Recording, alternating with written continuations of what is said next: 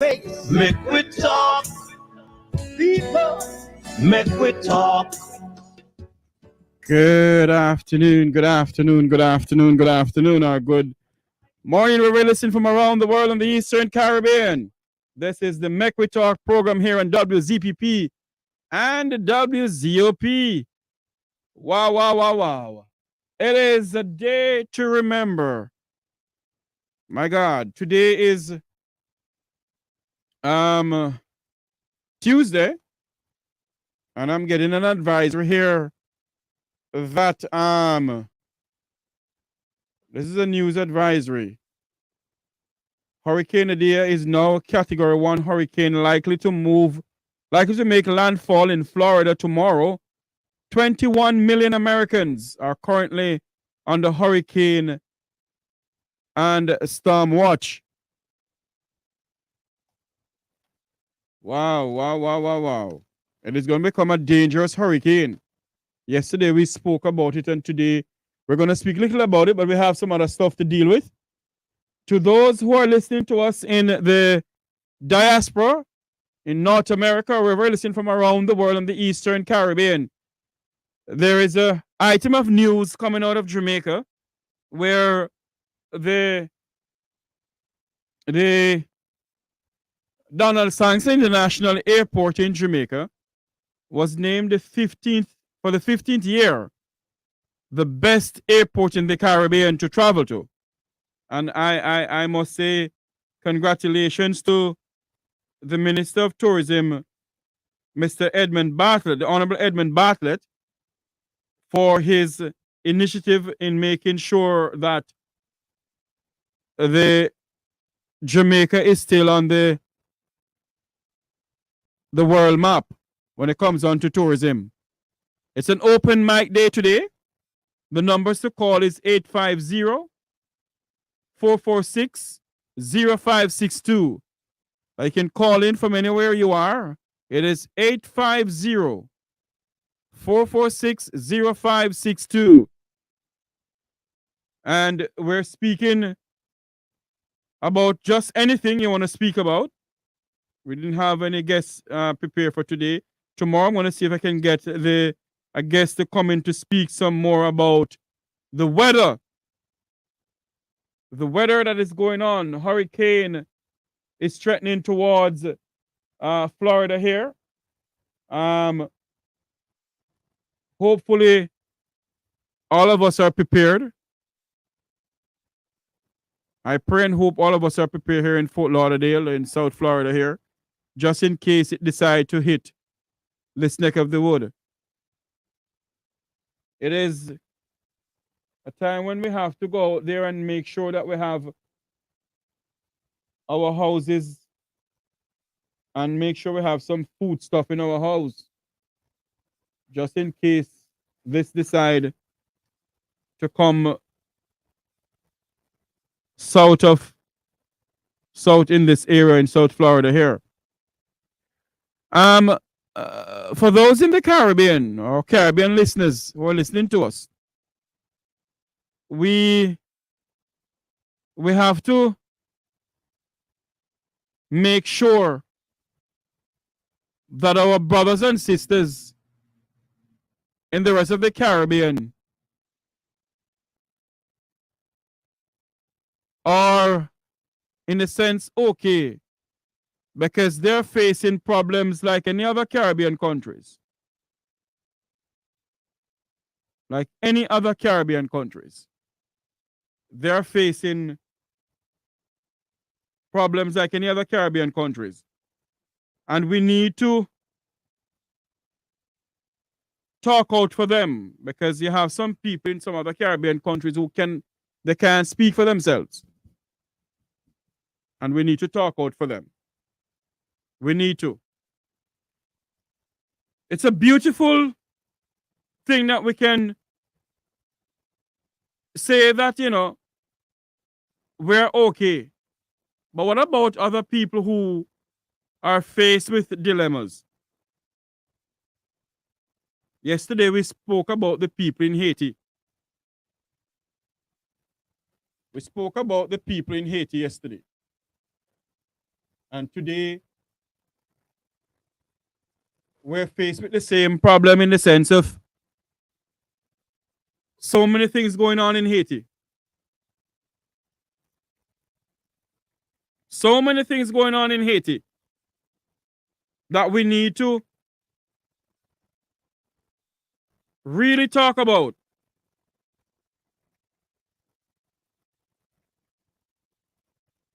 Because we can't just every day we get up and not only talk, not only talk, we need to have some action behind it. We need to have some action behind it. And the action that we need to have behind it is to get up and get ourselves in some good troubles, according to the late John Lewis. Get ourselves in some good troubles. Not bad troubles, some good troubles. Because we sit down and we do nothing about our little problems that we're facing. We only can say, boy, we can't do anything too much about it. But we can. I am trying to get the latest advisory on the hurricane that is threatening to Florida. Because, we have to at least hurricane give us warnings. Other natural disasters such as an earthquake don't give us any warning at all. And for all those who are listening to us in the Caribbean and in South Florida here, we need to get ourselves prepared that just in case anything,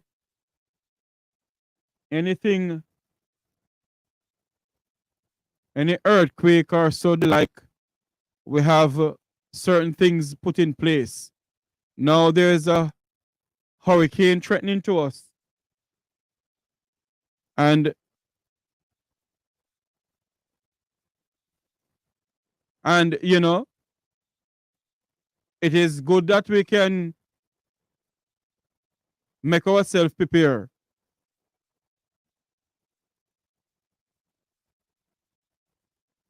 Make ourselves prepare for this.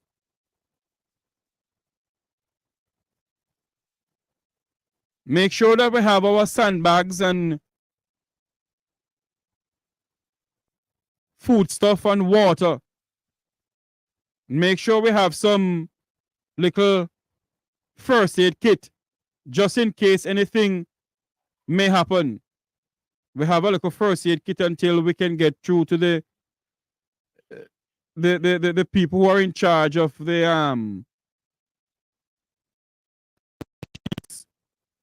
I get to understand that FEMA is on the ground in Tampa. But for those who are in the Caribbean, like in Jamaica, Barbados, Trinidad and Tobago, St. Vincent and the Grenadines, those of us who are in that area, please make sure you have your papers and your important documents and so forth into a nice Ziploc bag. Because you don't want, if there should be a hurricane or any other natural disaster, that those things get destroyed. Try and put them on your person in the sense of make sure that they're in a Ziploc bag, and if it's even to put it in your waist and put your belt around it or something. Because important papers such as your passport and your birth certificate and your land titles or your will, those things are very important and they're hard to get by. They're hard to come by. So make sure that you have those in place. If you wish to call in, the numbers are 850-446-0562. If anyone who is in the Tampa area who are listening to us, call in and tell us what's going on in Tampa. I'm gonna get the latest advisory here on the hurricane. I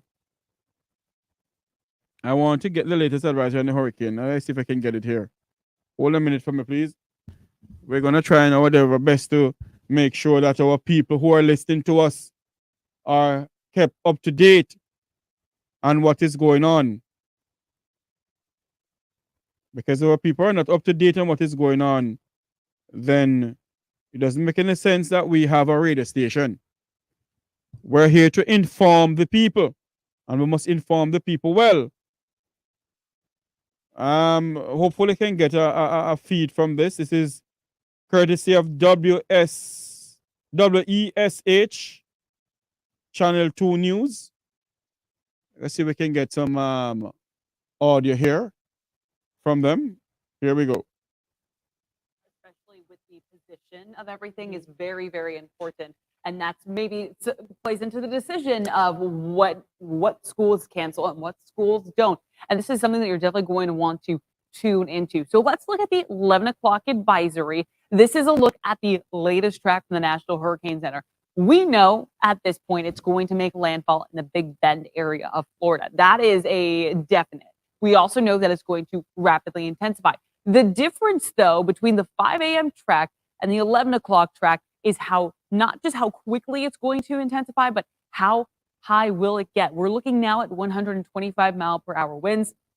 Yes, that is considered a Category 3 hurricane, but when we show you the Saffir-Simpson scale, the categories 1, 2, 3, 4, and 5, Category 3, the end of that sustained wind is 129 miles per hour, and it's forecast to be 125 miles per hour. So we're actually getting close to the Category 4 status. This is going to be a significant storm for the Big Bend area of Florida, and one of those big impacts is going to be the storm surge for Big Bend area. Not so much for our coastal locations, because when that moves into the northeast or to the eastern seaboard, we'll actually have offshore winds, but it's going to be a huge problem for our Gulf Coast. We're talking 9-foot storm surge or even higher, something that we have seen with Hurricane Ian in Southwest Florida. On top of that, we're also looking at rainfall totals, not like with Ian, but definitely going to be flooding potential along I-75, 4 to 5 inches of rainfall with locally higher amounts.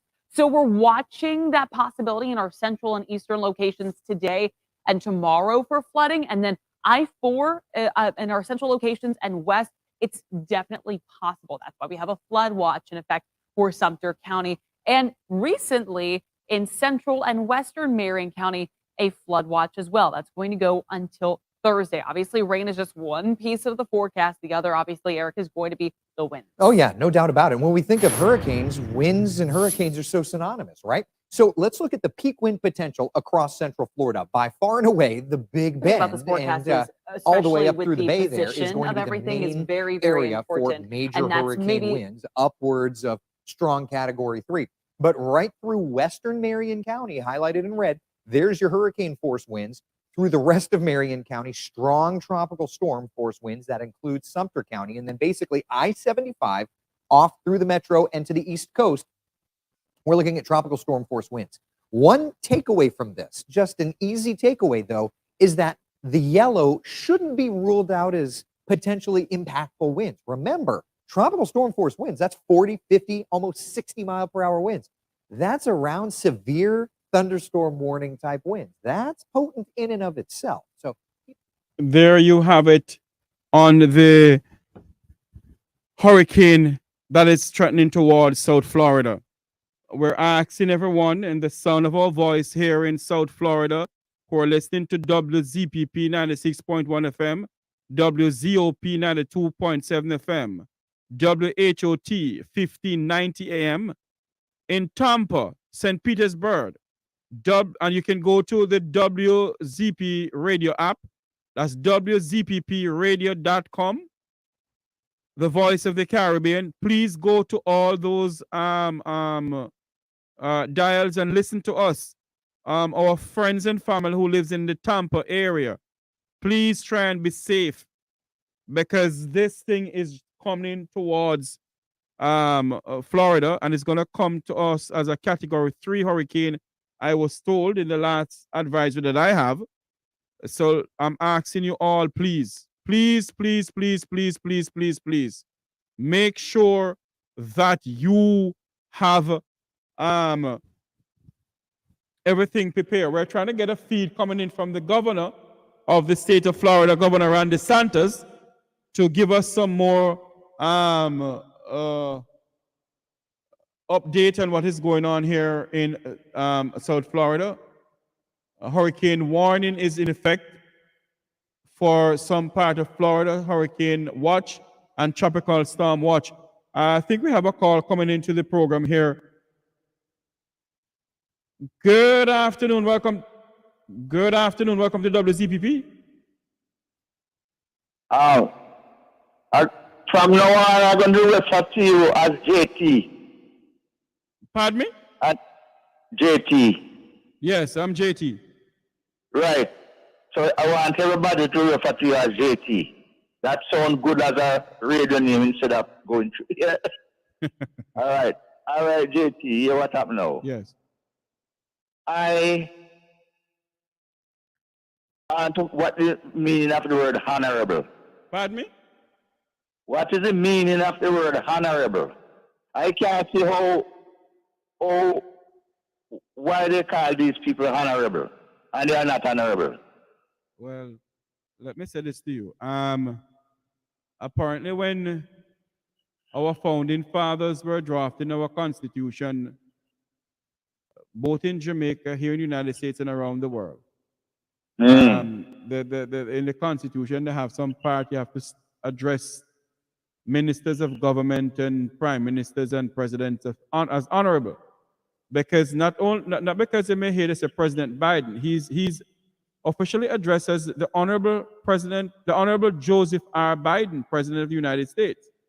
But nobody knows that. Well, they don't, but that's how he's supposed to be addressed. Yeah, but I mean, I don't like it. Like when certain people is called honorable and they are dishonorable. It makes the word honorable sound like a bad word. I understand what you're saying, sir, but the fact of the matter is, we have put in place some stuff that the majority of us worship these parliamentarians. And the word minister means servant of the people in Latin. And if we should understand that those people, we pay them don't pay us. And we worship politicians too much.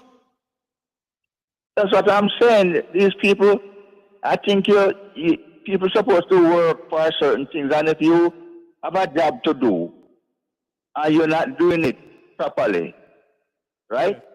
That means you're not a good worker or a good person in that sense, because things that you do is far from honorable. They are dishonorable to make certain decisions and do certain things. You have a point there, that's true. Right. Where are you calling from? Fort Lauderdale here. Fort Lauderdale. Are you getting yourself prepared just in case this thing comes towards us? Yeah, man. Yes. Yeah, man. Get some water a while ago. Yes. We Jamaicans are always trying to get prepared. That's how we are. Yeah. I was in Jamaica last week. I came up back Monday. Yesterday I came back. Yes. No, Sunday. So what is your views on what is going on? Where in Jamaica are you from? Me? Yes. In Rockfort area. Rockfort. Yeah. So what is your views on what is going on in Rockfort? Well, I didn't go to Rockfort, because when I tell my friends to take me to Rockfort, they say, "Oh no, man, we're not going to take you out there, because if you go out there, they'll rob you." My God. That's what he tell me.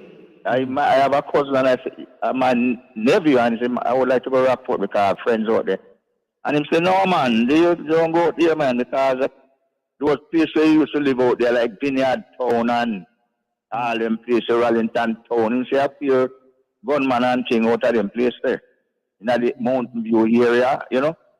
So he never take me there, so I never went out there. But I went like on the other side of the country, because my wife is from St. Elizabeth, so I went to that area, St. Elizabeth, Manchester. Yes. So how is it like?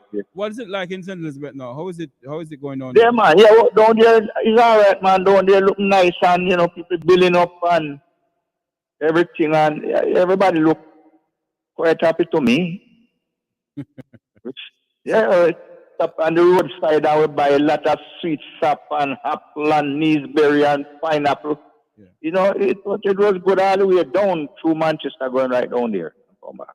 What is your views on Jamaica being named the best tourism destination in the world, and also the Donald Sanks International Airport named the best airport in the Caribbean? What is your views on that? Well, it's a long time now I don't go to the Donald Sangster airport, you know. Yes, I understand, but I'm asking your views on what is going on in the sense of they awarding Sanks the best airport known and Jamaica the best tourism destination. What is your views on Jamaica becoming the best tourism destination again? Well, maybe it is. But what I see on the TV and the news here, that are great places where they say is good tourist destination, places like Costa Rica and Panama and those places. They say those places are great tourist destination and other places. So I don't know about the best. Maybe it is amongst the best, but I don't know if it is the best. Mm-hmm. Election is due in Jamaica come pretty sometime in February of next year. Do you think that the Jamaican people are really ready for an election? I don't know if they are ready. They should be ready. But then again, a lot of the people who vote don't even know what they're voting for or what they should vote for. So then maybe they have an election, but then it won't make any difference. Because as far as I can see, the PMP party is kind of a cold party. They are what? Right? They don't have it's like a cold party. They don't have a strong leadership and other things like that. And then the Jamaica Labour Party is a deadbeat party also. So it's like I'm worried. I'm worried about what the results will be, because I used to go to Jamaica when in the Pakistan Portia Simpson era. Yes. And they were in there for 18 years, and the road became so bad, and they get the place with good road, good hospital, and good things, and they're in there for 18 years, and those people don't do nothing, as far as I can see, because when I went there and I was driving to like St. Elizabeth, we have to go on like a roundabout in the middle of the road because of patrol. People just going round and out and in, just to get around patrol, and because people don't fix the road or anything. And the trees overgrowing the road, that when some school children walking, they have to go actually walking the road because of overgrown bushes. Yes. And those people don't do nothing, so I don't know.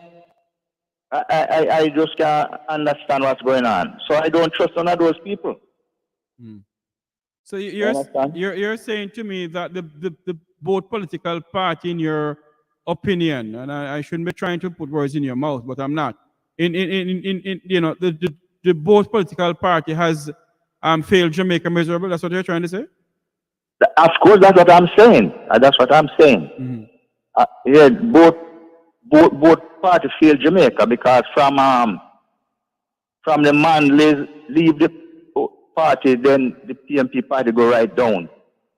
And from the Bustamantes leave the party, the JLP party, it go down.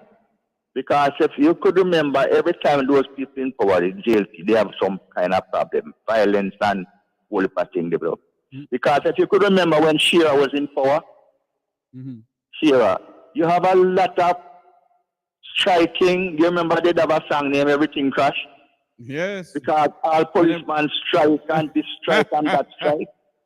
Sir, remember that? Yeah, I remember that song. We're going to take a quick break. You want to stay with us? Yeah, I'll share with you. Just a moment for me, sir. We're going to take a quick break here on WZPP and WZOP. We'll be right back.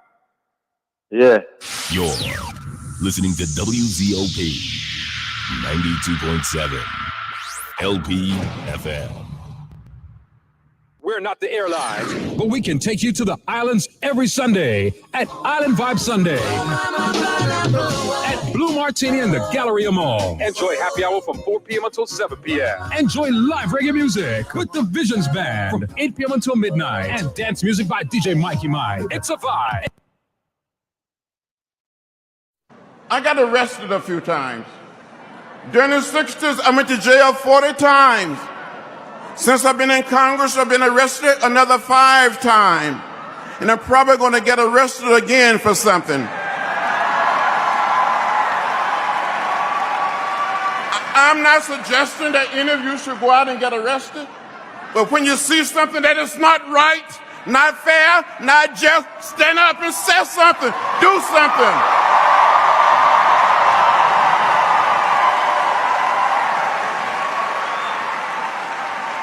I gave a little blood on that bridge in Selma 53 years ago. I almost died.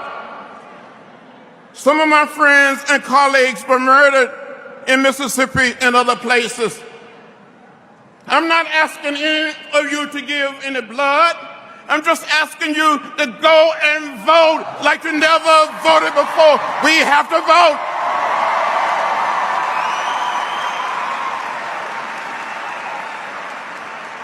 The vote is the most powerful nonviolent instrument or tool we have in a democratic society, and we must use it. Use it. Go out and vote. Let's go out and vote. Go and vote. Michael Manley, more than anyone else since Marcus Mosiah Garvey, must be credited for raising the political consciousness of the Jamaican people and motivating them to political action.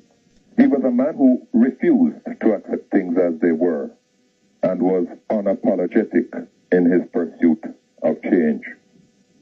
His concern for the welfare of Jamaica led him to an appreciation of the intricate international economic and political relationships and the way in which they impacted on Jamaica's fortunes. His untiring efforts to change those relationships earned him international recognition and made his an authoritative voice in important councils around the globe.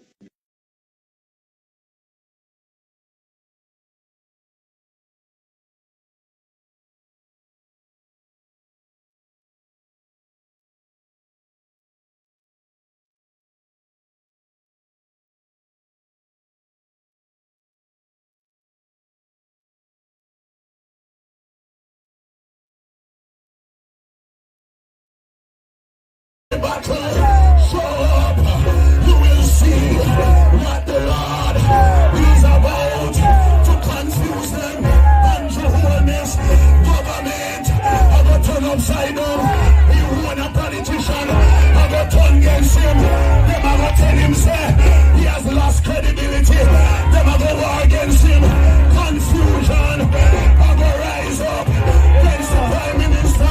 We man cabinet, rolling back a court, rolling back what? I go rise up against him. The battle is not ours. Without a win, the bigger than the people. God will have to. Corruption and the billions of tax dollars that have been mismanaged by this administration. Our young people are looking on, and we see these acts go unpunished, ministry after ministry, board after board, time and time again. We see millions being allocated for gratuitous projects while we're left to fend for ourselves and find solutions, which may not always be ideal. And it appears, colleagues, that this government does not have its priorities right. I'm not making this up. This is what young people are saying. And we would be blind to not see that the behavior by public officials is one of the contributing factors that contribute to the growing disinterest that youth have in Jamaica. Young people are looking for transparency. They're looking for accountability from those who have been elected to serve them.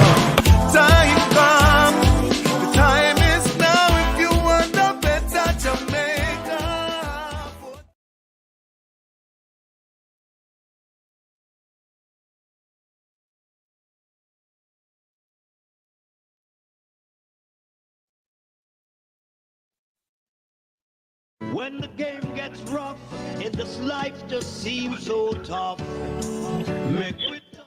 Welcome back to the Mek Wi Talk program here on WZPP and WZOP, and also on the Mek Wi Talk Jeffrey Tavares YouTube channel. Remember to go like, share, and subscribe. That's Mek Wi Talk, MEKWITALK, Jeffrey Tavares YouTube channel. Go there, like, share, and subscribe. Welcome back to the program, caller. All right, JT. Yeah, we was talking about Shira era. Yes, go ahead. They was strike, policeman strike, everybody strike, and you have whole rioting and shooting. That Shira said, Shira told the police that they must shoot first and ask question after. I remember, I heard them about it. I was trying to find that song a while ago, but I couldn't find it. Go ahead. They said, look, you know, everything crashed, but gone by the morning, can't come go the evening, oh. Yeah. So, you know, every time these people, seems like every time these people in power, there's a lot of problem there.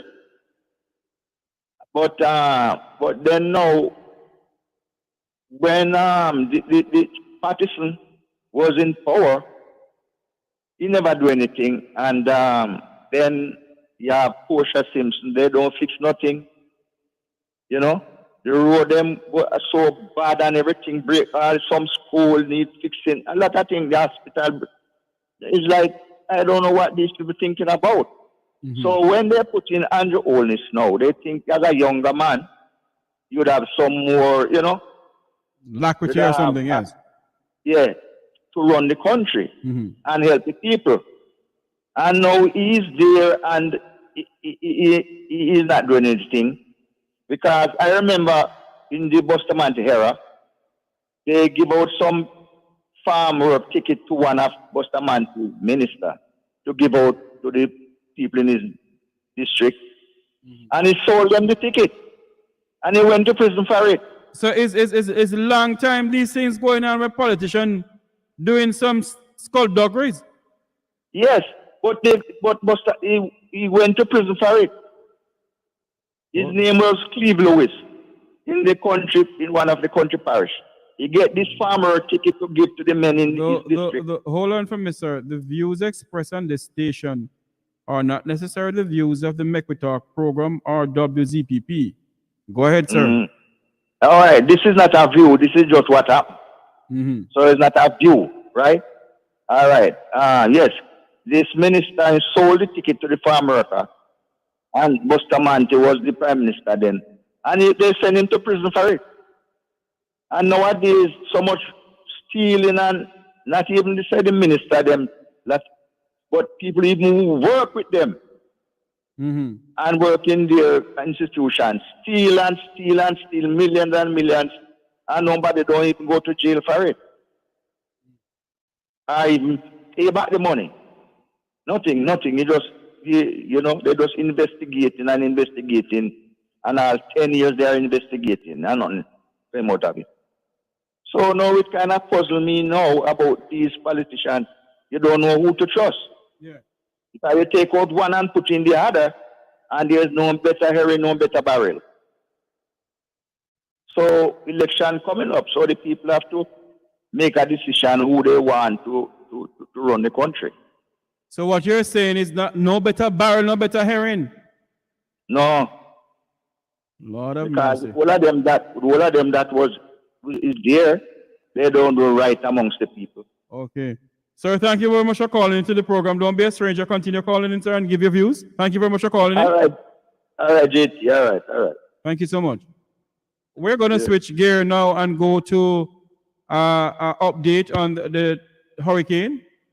We have courtesy of NBC News.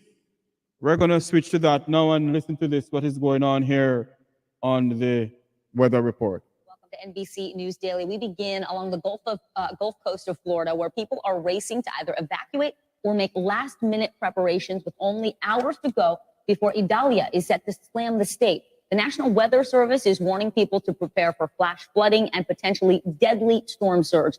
Idalia officially reached hurricane status today. Forecasters say it will likely become an extremely dangerous Category 3 hurricane by the time that it actually makes landfall tomorrow morning. Idalia could be the strongest hurricane to hit Florida's Big Bend region in more than 70 years. So far, nearly 24 counties have already issued evacuation orders. That's about a third of the entire state. Earlier today, Governor Ron DeSantis said more than 5,000 National Guardsmen are standing by, along with nearly 6,600 search and rescue crews.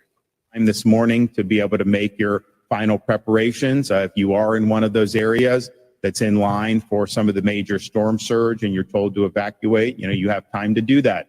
But you got to do that now. All right, we have team coverage from all angles. NBC News meteorologist Bill Cairns is tracking Idalia's movements. But first, NBC News correspondent Priscilla Thompson is in Cedar Key, right in the crosshairs of the hurricane.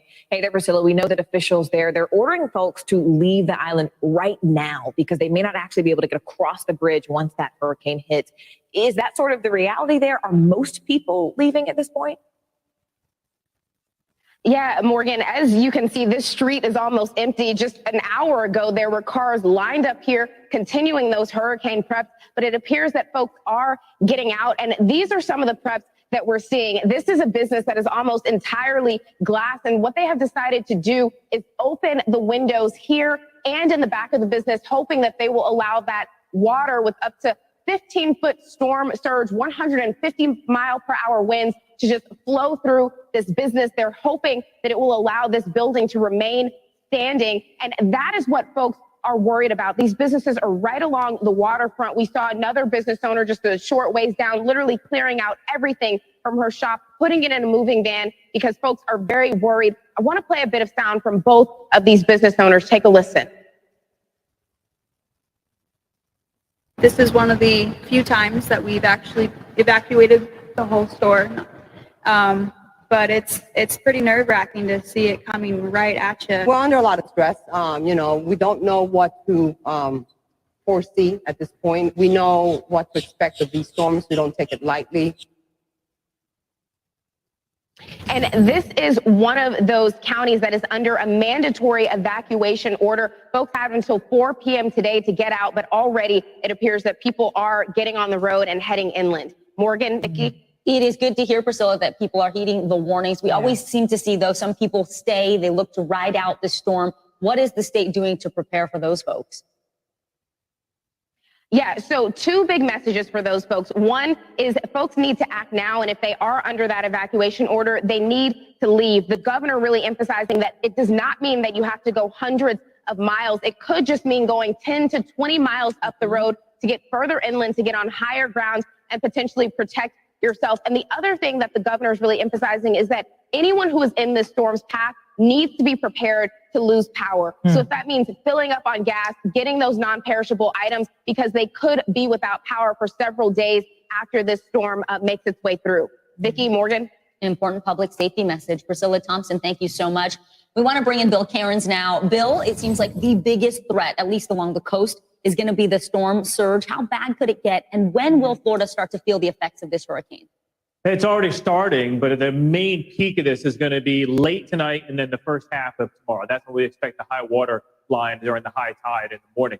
So the Hurricane Center says, as expected, it's increasing in intensity. We haven't seen much change in the track, and that's good because with Ian, we had a lot of changes in the last 48 hours before landfall. This storm has been heading towards the Big Bend. If anything, it's shifting a little bit to the west. If we're looking towards the highest wind, who's going to go through the eye with the biggest chance of wind destruction? That would be towards Perry, Florida, Cross City, Florida, with Tallahassee and Gainesville on each side of that, depending if we get any last-minute shifts. But we could have an upper-end Category 3, maybe even a low-end Category 4 at landfall. As far as the storm surge goes, we're going to be watching that in a couple areas. Obviously, Florida, we'll get that in a second, but also that storm surge Sunday evening during the full moon high tide at 8 p.m. in Savannah. That water is going to be high, possibly top 10 all time. So we'll keep an eye on that. Charleston, same for you, but it looks like the timing of it maybe as you're going out of high tide, so it could help you. So we'll watch that story. And as far as the forecast goes, everything has been pretty consistent up here towards the Big Bend. The black line is the Hurricane Center forecast. Notice a lot of the lines are to the left of that. So all of our friends in the Tallahassee area are watching this very closely. It doesn't take much of a shift at all. And all of a sudden, this big forested area with a ton of trees could be dealing with high winds enough to have a significant damage to the trees and, of course, power lines. So we'll keep an eye on that. And then this was the big update, this 10 to 15-foot storm surge. This is not beach in Florida. This is a swampy area. We showed you what Cedar Key looks like. That's a population of about 700 on the coast. It's almost like an island in itself. But there's no other real communities on the beaches here, in the swampy areas that we have to worry about. Further to the south, this is the high populated areas. They'll be dealing with that storm surge tomorrow morning. That'll be the... That is an update from courtesy of NBC News on the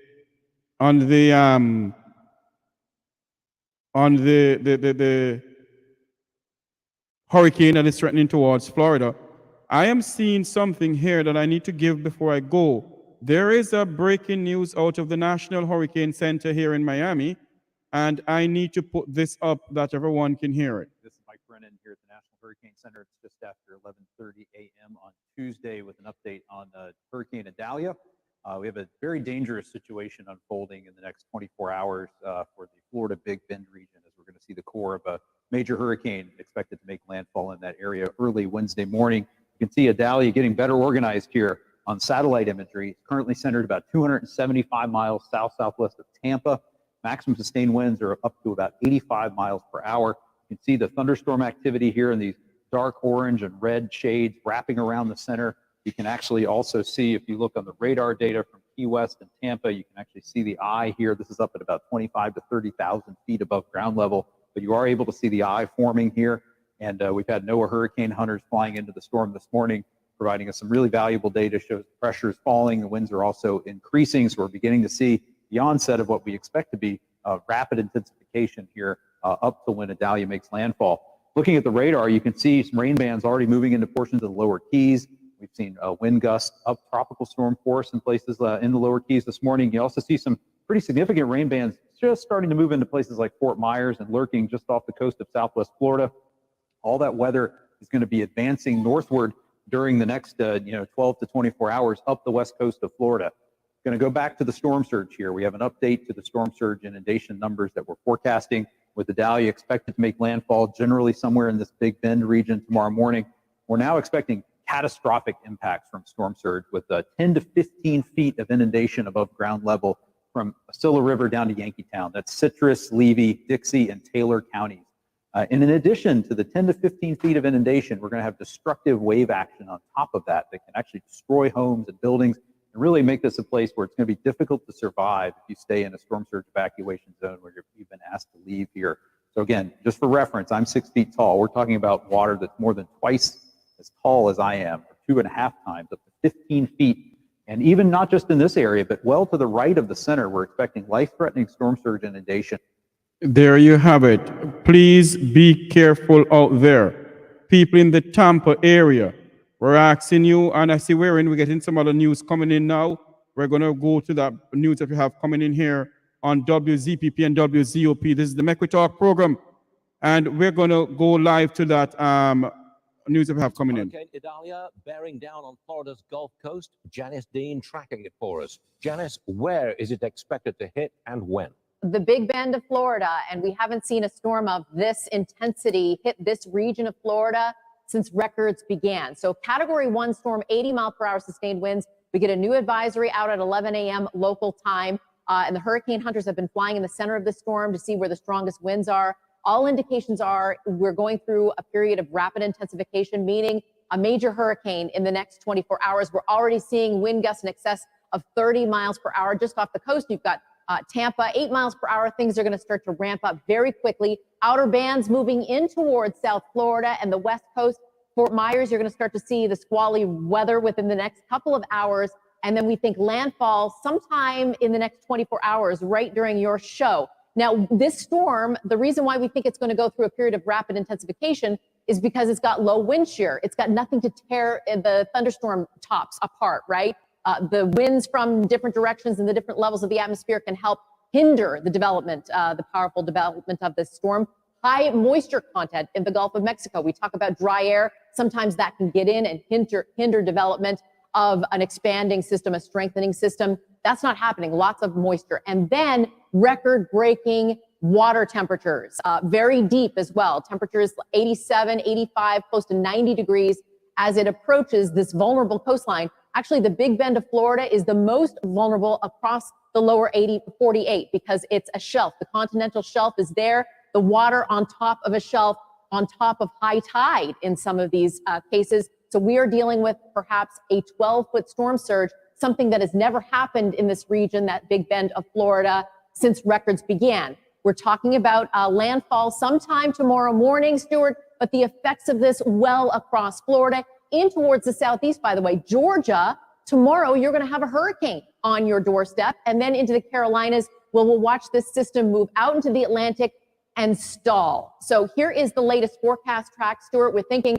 a landfall somewhere across the Big Bend here. Cedar Key is our best guess, but I don't want you to pay attention to the cone because this storm is very big. It's going to impact all along the Gulf Coast of Florida, even the east coast of Florida, where we have storm surge warnings in effect. But when you see a storm surge of 12 feet for this vulnerable area, something that has never happened before, it will be on top of homes. Please listen to local officials. We will keep you posted from the Fox Weather Center. There you have it. We're asking WZPP, thanks to the report there from the courtesy of Fox News. But we here on WZPP and WZOP is asking all our listeners and who are listening to us from around the world, are in South Florida and the eastern coast of Florida, everywhere, Tampa, St. Petersburg. Please, we're asking you to be safe. We're asking you if there is a evacuation order given to your county or your area, please take heed and evacuate, because what is coming, it is dangerous. It is dangerous, and we're asking everyone to please go out, get your water, get your non-perishable items, get your lantern, hurricane lanterns, and so on. Oh my God, my tongue is tied up this morning, and so on. So please make sure you have all those in place. Make sure you have your batteries, your lanterns.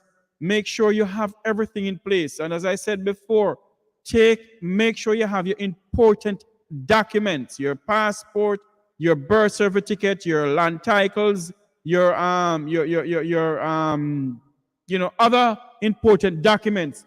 Put them into a Ziploc bag, and if you have to put it on your person, in the sense of put it in your waist and put your belt around it or something, do something and make sure you have all those important documents in place, because those are hard to come by.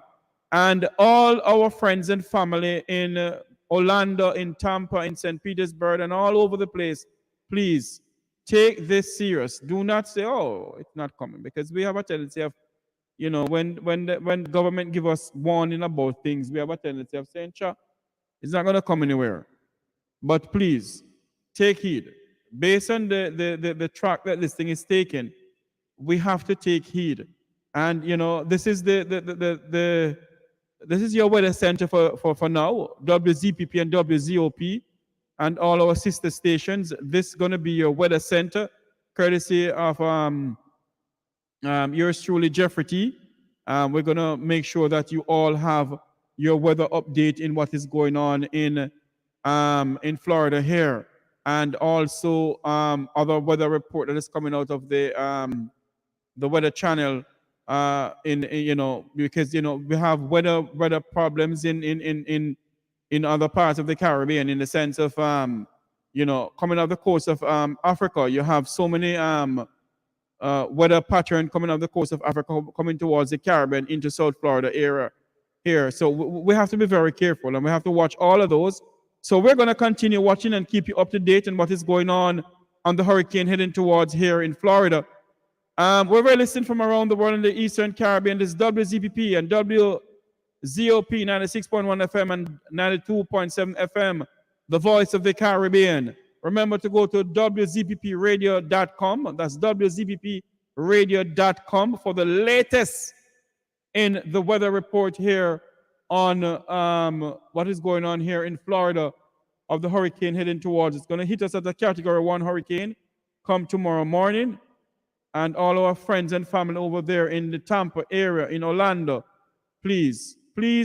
My friends over there in Kissimmee, I used to live in Kissimmee. Please please, please, please, please, please, please, take heed of what is going on. All our family and friends over there in Kissimmee, you know you all. I'm going to call you as soon as I get off air to see how everything is going on over there. Please, please, please, please take heed of what is going on in your neck of the wood of this hurricane that is threatening towards South Florida here. Not as yet, not as yet, not as yet, not as yet. This is where I say so long from here. Until you hear my voice tomorrow, please be safe. Please take heed. If you get evacuation order, please take the evacuation order seriously and try and protect your life. The property can come back in some way, somehow God will provide it for you. But please, your life, you only live your life once. Take heed. Get your water, get your food items, get your vitamins and your medications. Make sure you have enough medication in place. Make sure you have enough water. Make sure you have enough food items like non-perishable items and so forth, because this thing is coming. We do not know if we here in South Florida are going to get any of it, in the sense of, I know we're going to get some rain and some breeze, of course, but I pray to God that this thing may die down before it even reach Florida, because God can answer prayers. So until you hear me again, until you hear this big voice again, may God bless you, may God keep you, and may God continue to shine upon you. To all my family and friends over there in Jamaica, one love. May God bless Jamaica, may God bless the United States of America. Until you hear me again, have a good day, everyone.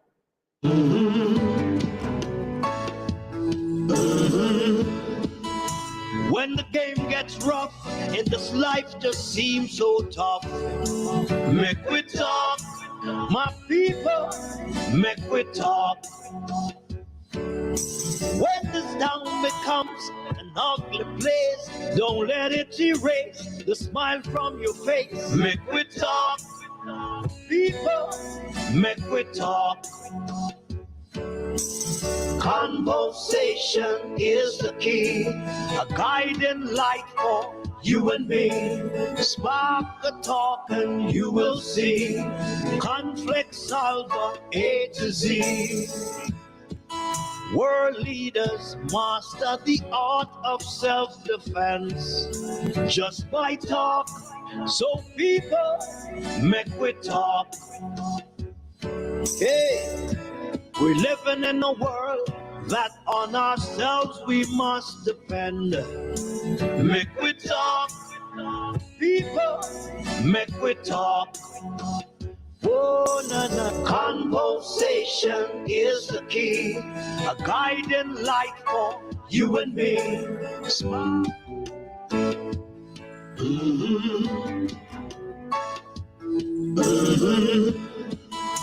When the game gets rough and this life just seems so tough,